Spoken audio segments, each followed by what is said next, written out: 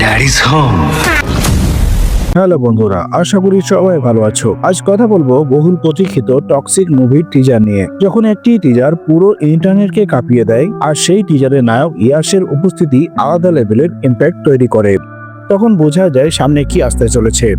টক্সিকের টিজারে যে পরিমাণ এক্সপেরিমেন্ট মুভির মেকাররা করেছে, হয়তো কোনো মুভিতে এমন এক্সপেরিমেন্ট করা হয়নি। আজকের সময় যখন প্রত্যেক অভিনেতা কোনো বড় পরিচালকের সঙ্গে কাজ করতে চায়, দ্রুত বড় হতে চায়, তখন এমন একজন অভিনেতা আসে যে নিজের নাম দিয়েই ছবির পরিচালককে বড় বানিয়ে দেয়। ইয়াস মোট 18টা সিনেমা করেছে, এর মাঝে 17 জন আলাদা পরিচালক। এটা তখনই সম্ভব হয় যখন নায়কের বিশ্বাস থাকে না ছবির উপর, না ছবি বানানোর লোকের উপর, সবচেয়ে বিশ্বাস থাকে নিজের উপর। এই টিজার দিয়ে কাহিনীর কোনো কিছুই বোঝা যায় না, কিন্তু ধুরন্ধরের মতো যে আলাদা রকমের ভাইব আছে এটা কিন্তু বলা যায়।